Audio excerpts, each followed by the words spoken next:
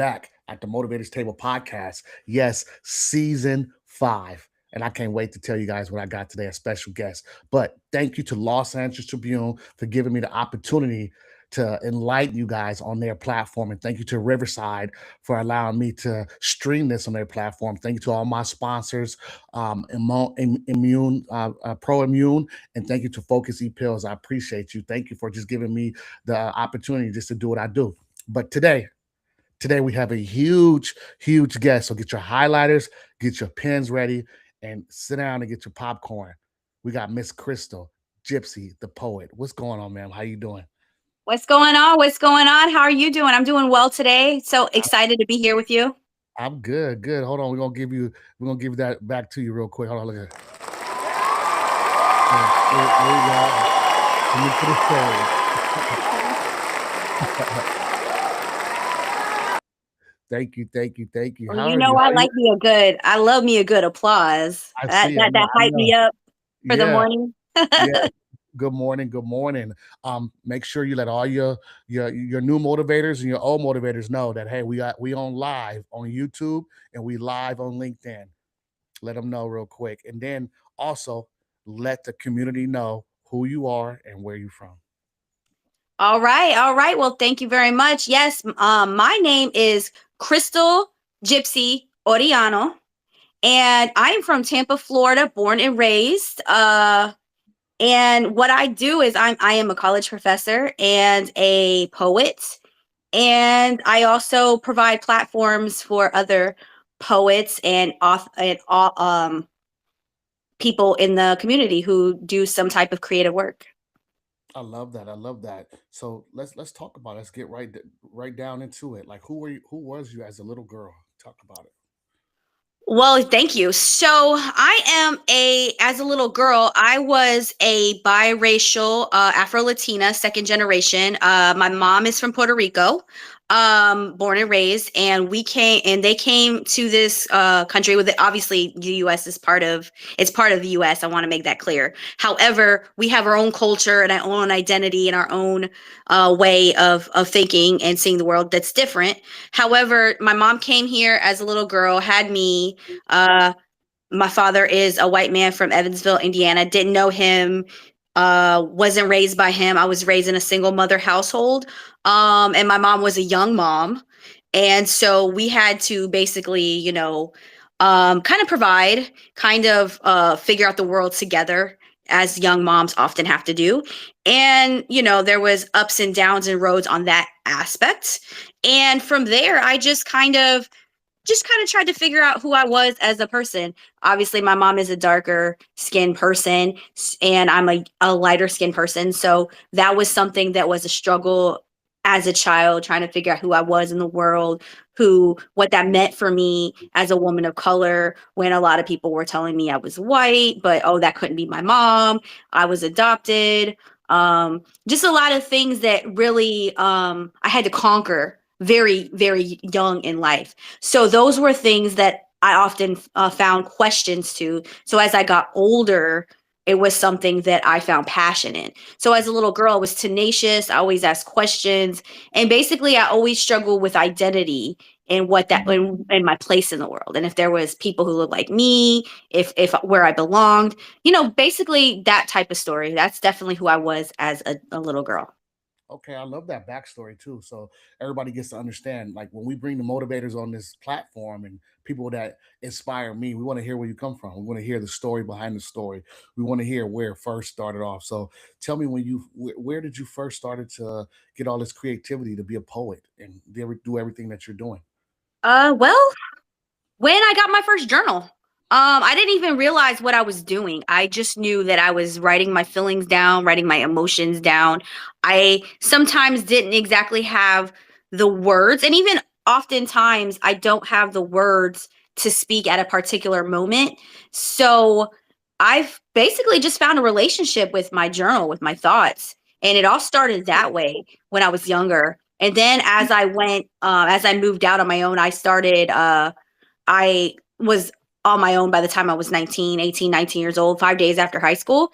And I was still writing and journaling and didn't really understand what I was doing. And a friend of mine who passed away at 27, his name was Terrence, and he took my journal one day and he picked it up. I'm 4'11", so he picked it up in the air and he was like, and then he started reading it and he's like, "Hey, this is pretty good. You should come to a USF Poets group and do poetry." And I was like, "Oh, and speak it out loud." And somebody who, yes, I was always the public speaker and I was always the person, always the friend who like basically did the public speaking for my friends who just don't like to be in the spotlight. That was me. I was the one that was pushed into it.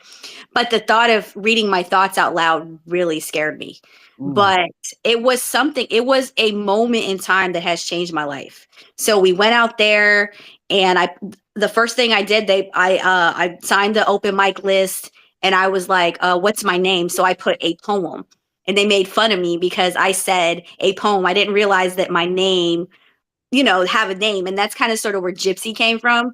right. Just to think about how I'm always on the go. I never stay in one spot. And that's where that erupted from. Whereas if I put my name on this list. And then I went up and I did a poem.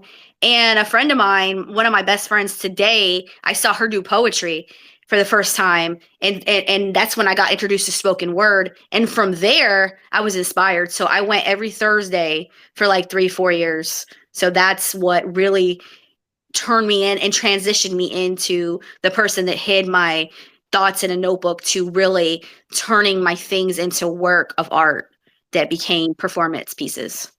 I love that. I love the breakdown and how everything just came about.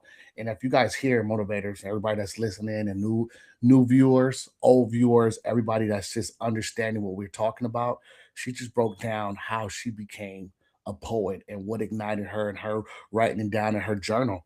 And if you don't have your highlighters and pens ready, you should have them and you should highlight that because that's what triggered her to figure out that okay, this is what I want to do. So let's get into it. Let's get into it. How did you get in front of your ugly? I know you have some situations and stories that correlated to pushing you forward and getting out of the dark spaces. So let's talk about it.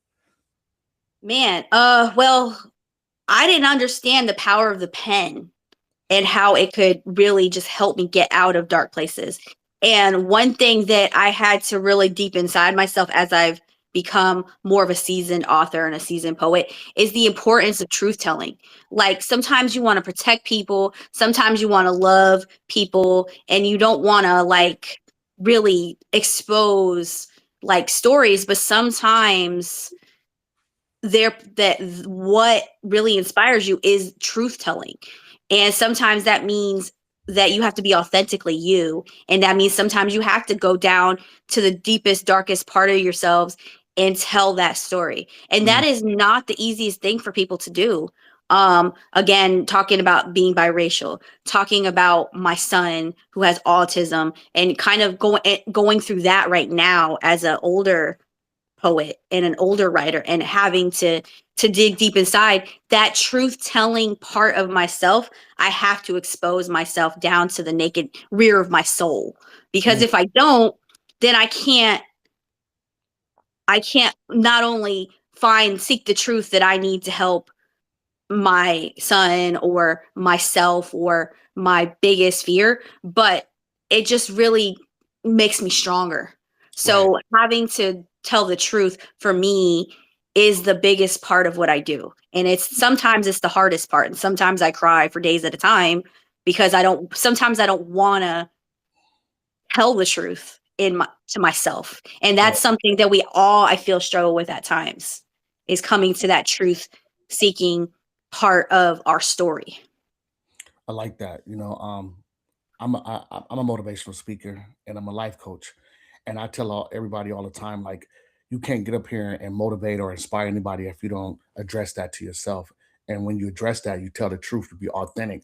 And when I speak, sometimes it makes people cringe because I tell the bad side. Like you're not going to Google me and tell me something that I don't know. I'm going to tell you Exactly. exactly what I did wrong, how I got in front of that, and how to push forward. And sometimes And when you get into a room, some people feel uncomfortable when you're talking about it because it should be, all dressed up. But at the end of the day, I'm authentically who I am. I'm the hood motivator. I used to be ashamed that my mother died of AIDS, that my mom was on crack cocaine, that we was on Skid Row, that she was homeless, that we went through all these things, me going to Right. jail and then getting into the military. I was ashamed of it, but that became my greatest strength after I Right. started to speak life into myself. So let's talk about how you spoke life into yourself to get to where you at right now.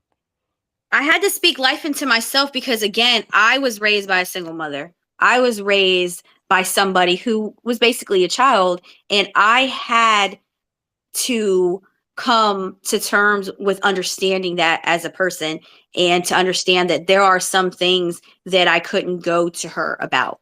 Um, or there are just some things about our culture that just kind of scream, hey, we're going to put this particular thing under the rug because we're not going to be proud of this part of it. And that is something that for a while I was very ashamed of. And I had to like look inside myself years in college and really kind of dissect the history of like, colonization and colorism within my culture, and really dissect it and understand it to understand the mind frame so that I can turn around and change that with the next generation. Right. Because there's racism, there's colorism all over the world. Hmm. And for me, it is a big part of who I am and what I do, and why I'm passionate about the things that I do.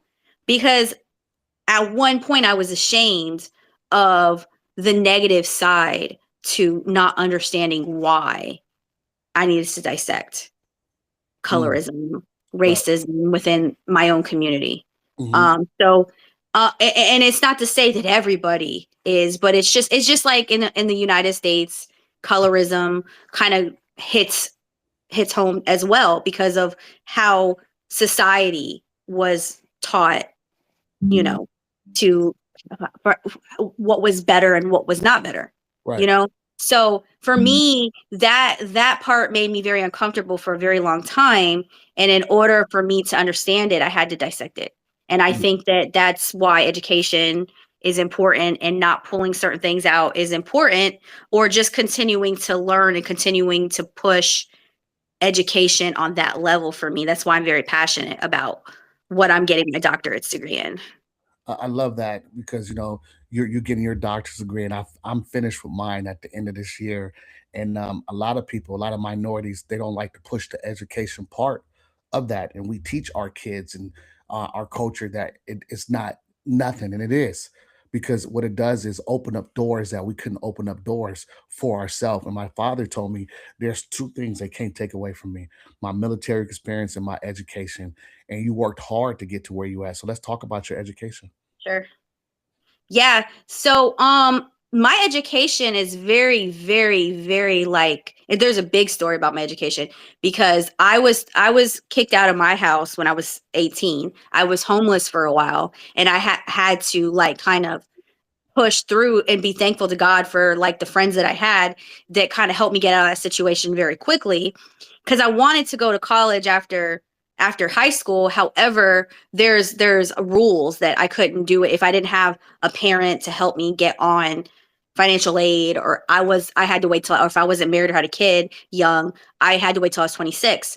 So I went out in the world, I worked, I traveled, um but that part of me never wanted to quit. So by the time 26 rolled around, 25, 26 rolled around, I re-enrolled in school. I put myself through college. I got grants, I got loans, I got uh, scholarships. I used that to study abroad and study in other countries a few times. I worked very hard, whereas if I went with kids, students that had the money to go, and I made sure I gave myself those privileges. I worked hard for those privileges, but I was very privileged to go and do all that. And then by the time my bachelor degree was over in education, I was like, I really want to be a writer. I really want to do something with this poetry. There's got to be a way that I can get paid to do what I love. There's two things I love to do. There's education, educating and inspiring, and there's writing. I love to write. So I went to a fair at the college one day, a job fair, like a job fair type thing. I walked in one day, and there was another university that was just standing right there with a creative writing degree, and I was like, I can get a creative writing degree in a master's program, and I can do this. This is something I could do. And it happened during the pandemic, so that had that transition where I was staying at home getting my master's degree, but I made it happen. So I got into that. I was like, I have to do this. So I went through it, did my master's degree. It inspired me because I just wanted to do something. I knew that I wanted to be a college professor. I knew I wanted to do this writing. And then even when I got the degree in creative writing, it wasn't that easy to just go out there and get the job. It took me years of applying. It took me years of hounding people. Luckily, my neighbor had worked at HGC, and I hounded him. I was like, let me know when there's a spot. And then eventually I got lucky that they said a few people had quit, and I was like, okay, I'm going to join. HCC helped me get SBC. So now I do both colleges. I work full time between the two. And it's just a blessing that I was able to do what I wanted to do with myself, which was become a writing instructor. So that led me to that. And then my PhD was given. I was like, well, I might as well finish my degree because it offers more opportunity, more money, maybe a potential positions that I'd want to take in the future. So my degrees have worked for me because I knew what I wanted. I went after it, and I continued to keep myself motivated even when it was hard and I cried, because I promise you I cried a few semesters. Like, I love but that. yeah.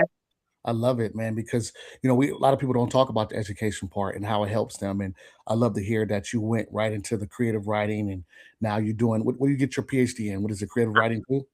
I'm getting in education leadership, because I there's some changes I want to do. My son has autism. The way the school systems treated my son really, really like hurt my soul. And I was like, there's got to be something I can do. So I'm using this opportunity to kind of sort of take that transition and try to find what I can do to make a difference in his life as well as others. I love it. Yeah. Let's hear about your son. Tell me about your son. Okay. Yes. So my son was born during the pandemic. Mm, So he's a pandemic baby. Right into when I got my master's degree, I actually became pregnant with him, and he was a part of that journey. Everybody in my master's program knows him. Everybody asks how he's doing. He's been there with me when I've gone to residencies, um, in the stroller. And now I think one of my professors has a baby, and her baby is there in the stroller too. So we just have these babies in the colleges with us, and he's grown up in that. I've even done poems with him in my arms, like doing spoken word, and my son's right there with me. And because he's a part of that journey. And one of my biggest favorite stories is when he came premature, which is very important to what's happening with his speech delays and everything that's going on with him. But I was finishing my last paper for the semester, and already I knew I was about to go into labor. So I finished that last paper. Me and him already started arguing about how he was ready, and I was like, no, you're not ready yet. I got to finish this paper. So I finished the paper. I called my mom, and I was like, I'm going into labor. I know it. I know it. And ever since then, he is very much made it clear that he was going to get things done on his own time, and that is definitely my son's personalities. He's going to get things done on his own time, and I'm respecting that because he's developing the way he's developing, and right. he's a very smart, sneaky, very smart, sneaky young man. He Yeah. he knows he's smart. The school systems already, like when I because I've been working with children since I was very young. Since in my early 20s, I started working in preschool. I started my teaching career in early childhood education. I worked at the school systems for a while as an IA, which I worked in the behavioral units. I worked with kids with ESE. I worked with kids with ESE up until last year, um, around my son's schedule, because I've worked 2, 3 jobs since I've had him, and we've found a way to make it work. Right. no matter what the struggles, even if that meant just working, going backwards and working at a gym to make sure he could come with me to work. I've done that. I've sacrificed. I've worked online. And to this day I still put my schedule around my son because he comes first. So with him, I've noticed that he was developing slower at 18 months old. He wasn't talking. There were certain things that were coming in slower. And I automatically went for those services to get help for him. And it has been something that I see has benefited him. It's just that I see a lot of people who don't understand it. If he like has a sensory thing where he has to like chew on stuff, or he's it has brought attention where people have gotten my face about it. And I'm like, look, I understand what's going on with my son. You have to have sensitivity. And I've had those like fight for him on those aspects, because he is somebody who he's going there on his own time. And it's like children understand, but it's like I have to educate adults everywhere we go a lot of times. Mm. And they always talk about, oh yeah, like I have a son, I have a relative like that. I have somebody in my life like that. So I get it. And it's like, no, it's not like that. It's not a disease. Mm. You know what I'm saying? It's not a disease. So no, you're don't talk about people like that. That's not how it is. He is somebody who understands. Talk to him to his face. Give him eye contact. He understands. He knows where he lives. He knows how. He understands what I tell him. He's just got a delay. So we're working on that. So I pulled him out of the school systems personally because I don't feel that continuing to put him in a nonverbal situation is helping him. So Right. I will do everything that I can to make sure he gets where he needs to be, and probably push him to private with kids, because kids that are not talking. I worked in ESE with in a private school where I watched kids with RBTs. I watched kids that started in kindergarten nonverbal, and by the end of the year they were talking. They Mm. were writing and reading, and they still needed help, but they were generating because they were not isolated. I've seen kids that are isolated continue to not make the progress they could make if they could step in. So this is where I'm inspired to become a voice in this situation. I Mm. don't know where it's going yet. It's still a constant struggle, but I will find a way to make that change that needs to be changed because of what I'm still collecting. And this is what I'm doing my doctorate's dissertation on Right. as I have well. I have a nephew that a great nephew that he's autistic and very smart. Can focus on a lot of stuff at once, high sensory, all these things. And you're right. How people address the situation is not a disease. It's not. And I remember when my mother died of AIDS. I was in Right. school and I was young. She died in '94. And I remember the teacher asked me, our condolences goes out to you and your family and your mom, but do you have AIDS? And I was like, what? And I'm a little boy. Right. I go back home and tell my dad. My dad was furious because he was like, why would you ask a child that? And these kids that go through the situation, a lot of adults don't even take the time to even understand them or drop down or get it to their level, because these kids that are autistic are very intelligent, very, very intelligent. They know, they see, they understand. It's nothing wrong with them.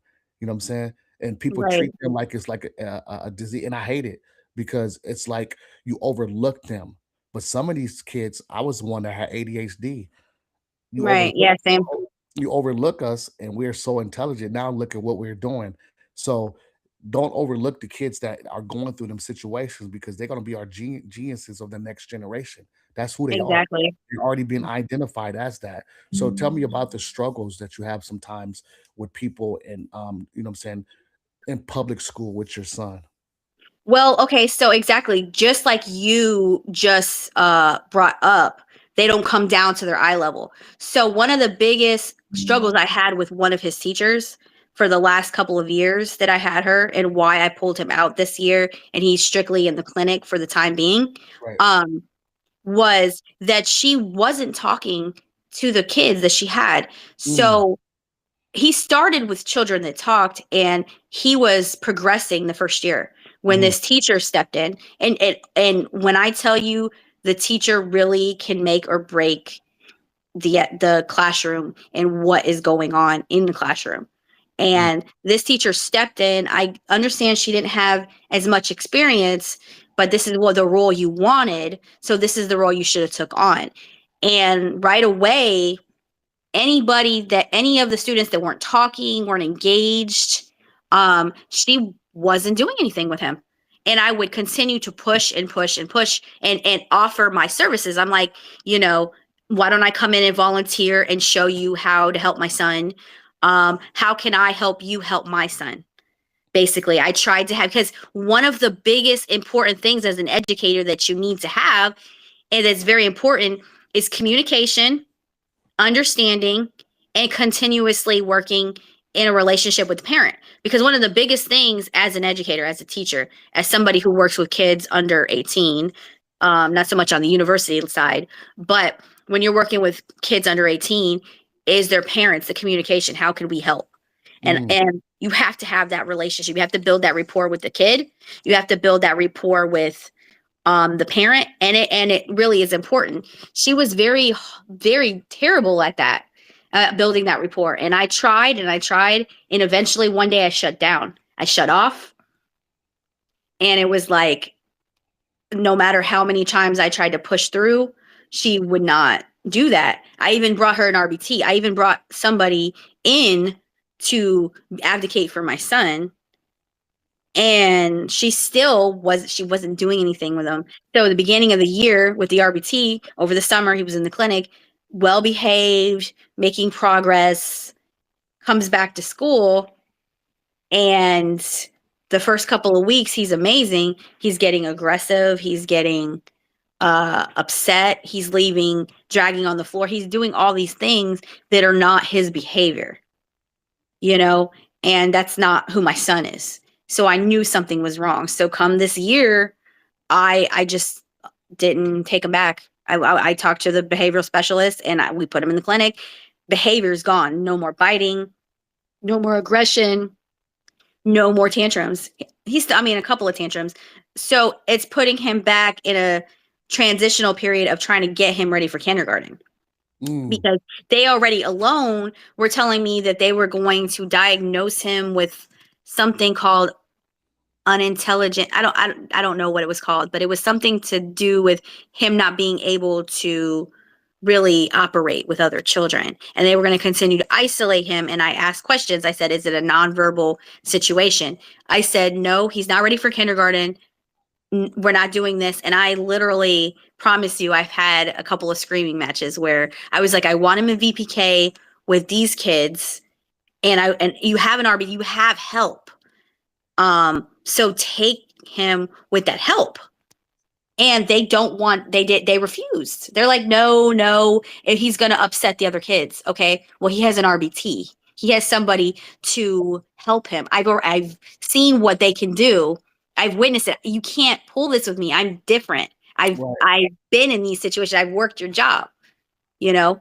right. And once I got that, I already knew what was happening and what they were doing. They wanted those allocation funds for my son for the ESE, but you're not doing anything to help him. They don't want to give the help. Most kids who go into ESE, I'm going to tell you this, they're already going to push not to give those services right Mm, away. They're not going to give you those services right away. And I've talked to friends with kids who have a disability, that needed extra help in these situations, and they don't give them these opportunities. They don't give them these helps till way later. And a lot of my friends tell me it was too late. At this point, it was already too late. I didn't know.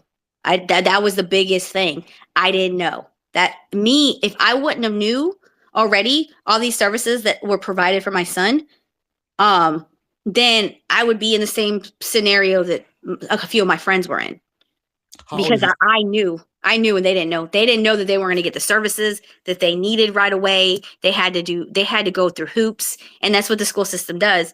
And I don't want to say anything bad about the school system, because I'm not going to say every experience, but this is just my experience. right? And personally, I don't like how they're treated. And especially kids in ESC, I don't like how they're treated in the school systems. And I never meant to take an advocate side of anything on that aspect. I just am going on personal experience with my son. So I pulled him out of a situation that was not working for him, and I'm putting him in a situation that helps him. And I'm going to continue to put him in things that continue to help him. Like we How go to old is swim he? class. My son is 5. 5. Okay, I think my great nephew is 6. Right. And offline, we'll talk about it. Maybe I can introduce you to his mom Sure. so you can help her with the services that she need for him. They just moved to Florida. Absolutely. Yeah, Okay. so Yes. Absolutely. I like that. I like the fact that you advocate and you're strong and you're not giving up. Sometimes it can make parents frustrated when the school are telling you certain things that they can and cannot do, and it's unfair. Because I remember, a lot of kids that I was going to school with, they were singled out. They were put in these classes, and you know, fast forward 20, 30, 40 years later, these kids that are adults got doctor's degrees. I know that for a Right. fact. So it's like who are you to judge? And why can't I receive that type of help? And why isolate me because I'm not learning like them? You know what I'm saying? I Exactly. think I Yes. think if it's a public school, we should all help each other, push each other to the finish line. Whether it's Exactly. public, For sure. right? We should have all the resources. Am I right or wrong? You know what I'm saying? And if these resources are not there or allocated, let's go get them. Let's understand. And some parents, Exactly. they self-diagnose their kids because they scared they would take their kids to the doctor, or the school is saying something, and it's like, oh, this kid is this or this kid is that. You don't really know it till you get a diagnosis, right? Till you understand. Right. Right. Right. So, I think it's good that you putting out this information on my platform because you're helping some parent, you're helping some young mother, some young father with the situation. Because there's a lot of parents that are dealing with kids that have situations like this, and they're not different. They just need help. They just need Exactly. someone to care and love for them. That's about it. Right. And again, I'm not saying that every experience is the same when it comes to public schools. It's just that they're slow to get these services, and there are ways outside of it to do before the school system gets hold of it. Because once they do, and once they put you on that path, it just feels like you're stuck. And for me, I gave the school system 2 years. They didn't get my son where I needed to be. So I'm personally picking private schools, but not yet. And another thing, in the state of Florida, you're not obligated to put your kid in kindergarten until they're 7 years old. So if Mm. your kid needs that extra time, that was one thing that I learned from my clinic very early on. And I was like, okay, good. So I have a year. I could take him out of school. I have a year to play to help him the best I can before putting him back in school, because this isn't working. But sometimes those kids need those extra. I know that when I was a kid, I know that because, like you said, I have ADHD, I have dyslexia, I had a stuttering problem, so I had to take speech therapy, Mm. and sometimes I still stutter. Um, and I'm very hyper still to this day. So those are things that I still go through. Um, Even as a public speaker, even as a poet, even as somebody, and I call it fake it till you make it. But even then, I even stayed back a grade to make sure. My mom had me stay back a grade to find so that I had success, because she did not feel I was ready. And I think personally that set me up for success as well, because sometimes it's not bad to stay back or to keep something back, to keep a child back if they need that extra help, Right. because we're here to make our children successful. Right. And we go do anything to make our kids successful. And I believe that we should put 100% into that and don't give up. And I would tell people that's in education. It's not about how smart you are, it's about who stayed the longest, who consistent. And that's definitely been me as an adult. I've been in school Right. for 9 years after retiring from the military, chasing down something that I have never saw nobody else do like this. A group of my friends, we are all in our doctorate right now. We served in the military. One of my friends graduates in May. I graduated in December, and God has been good because um, going through all these trials and tribulations, and what I'm saying, trying to push yourself to um, to the front line and just make yourself different in that 1% percentile. You know, Sometimes it's a lonely road. A lot of times it's very lonely trying to do that and pursue a career and raise your kids. And you're doing that. You're a poet. You're an instructor, you're a teacher, professor, you raising your son. You are full of energy. When I met you the other night at a networking event, you were so energetic. And I was like, do I know you from somewhere?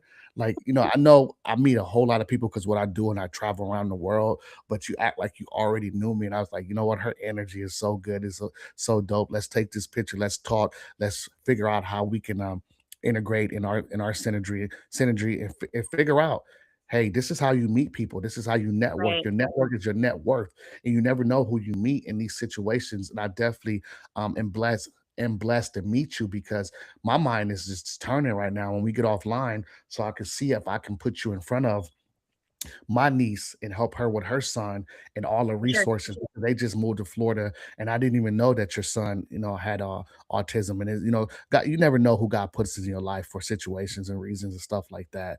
So as we move forward, let's talk about how you activated your gift and what are you doing now in the community. Right.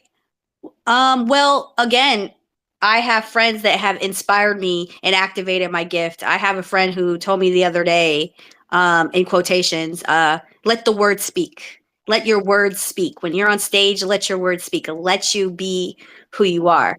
And that inspiration not only helps me like figure out, let the word speak, let God come through me and let God really just inspire me to do better, to be better as a person. So I just continue to try to be inspiration. And what I'm doing for the community right now is I just started an open mic. Not my idea. My friend was like, this is my dream. I want an open mic. I want to do this for a living. I want to make money without working a job anymore. And she went out and she told me, we have to do it together. We have to do it together. We have to do it together. And I said, okay. So within a couple of weeks, they put it together and I just became a part of it. And it activated a side of me that I really didn't know that I had. So I was hosting last week. Because like I said, she had an opportunity to leave the state and she's like, okay, I'm leaving you in charge of it. You and everybody else who's a part of it. Go ahead and do that. And I freaked out. I was like, so it was a struggle for me. So that's something that is happening in live time. But our open mic is called Inner Voice Open Mic every Thursday night at La Herencia in Ybor City. And we start at 7:30 and we kind of try to go on until we're done, which is usually by 11:30, 12 o'clock that night. Thursday nights are very significant for us because we started Thursday night at USF Poets. Every Thursday in college for us, that was our go-to. That was how we de-stressed in life. So Thursday nights for us are very sacred. So we brought this into the community. It started with lots of love and support already. We started for free. We're gonna try to start charging $5 so that everybody can get paid. Our DJ, our hosts, the special features. We want to start paying our features as time goes on. So we're really trying to build something small and also give that platform that people need. I've had people come up to me or message me and say, thank you for this platform. Thank you for this. I need this. This is being as an artist, this is therapy. Writing is therapy. Spoken word is therapy. Everything is therapy. It wasn't planned to do this, but I want to continue to provide that platform. So we're working very hard to continue to bring this platform, bring this to the community, bring out vendors, just slowly network and really just bring it up. Because I also was in Orlando yesterday and I saw like a young rapper and I was like, I want you to come feature. The first thing I said is, would you come feature? You are talented, you know? And he was like, yeah. And the opportunity was something that he really was happy about. And that was something that brought happiness to me on a level that I didn't even understand that I knew. So for me to be able to provide that platform is, I guess it is my dream because I just really want a place that's home for me because I go to these other open mics and I love the community. I love the Tampa Bay community. Everybody supports everybody. one place didn't feel like home like this place is starting to feel to me. So yeah, so this is what we're doing now. And as a writer, as a poet, as a publisher, I'm able to bring my books out, and I can promote myself as an independent artist, as a self-publisher. I can network with people, and I can also have people in the community. Yesterday I was talking to somebody, and they were talking about possibly doing a food truck or bringing in food or selling food at the place, because we noticed that people were hungry and stuff like that, and it's not really a restaurant. So we're definitely networking behind the scenes to try to see what we can bring to Inner Voice Open Mic, and make it a place that people also feel is home, because that's what I want to build a place that feels like a home away from home, that it's like every Thursday we want to vibe with Gypsy and Taurus the Bull and D the Prophet, poet, and our DJ as well. Definitely go in the chat real quick. It's to your right, and type in the place where they can come do the live spoken word on Thursdays and everything like that. Put that in the chat real quick. Hey, motivators, if you guys are not paying attention, like this is so awesome. I believe that I'm going to be able to make it out this Thursday. We're going to work on that logistics real quick after we get offline and stuff like that. But I believe I'm gonna pull up on Thursday so I can see everything that you guys doing, and I might hop on the mic and freestyle real quick and Well, we love to have you. That would be very exciting for us. do a little spoken word, talk about some military trauma and stuff like that. So yeah, yeah, we'll do that. Yeah, throw me on the flyer. Definitely. Yeah, did you put it in the chat? Yeah, I'm about to now. Okay. I'm about to put the address and everything for Yeah, people. yeah, put everything in there because I'm just gonna. It's live right now, so people want to know where they can pull up at. Perfect. Let's see. I'm getting it now. I apologize. Do it on my phone this morning. It's okay. It's okay. Hey, listen, Spotify is gonna listen to you through audio. This is just live right now. People get to see you. Got You it. know what I'm saying? It's Awesome. okay. Yeah, definitely. Perfect. Okay. So I sent that La Herencia and Ybor, and it's called Inner Voice Open Mic each and every Thursday night. Okay, let me see. Put you see the public chat, put it in the public chat. Oh, that's not. Oh, okay. Yeah, so I can Okay. Let me see. you see it? Yeah. So now I can show it on the screen real quick. You see it? Um, no. It says public chat, it's above. I see new contacts. Yeah, the studio chat. Now put it in the public chat. But I can do it for you. I got you. Okay, cool. Because I I got don't, you. I don't, I No, don't see very much. And I'm going up. Oh, there we go. Okay. I got you. Let me help you out. Thank you. Sorry about that. No, you good. We good. This is why we do what we do. Let me see. Let me see. Okay. Show on stream. You see that? Inner voice open mic right there. That's how we find her on Thursdays night. That's how we support her. So do me a favor. Tell us how we can reach you on your social medias.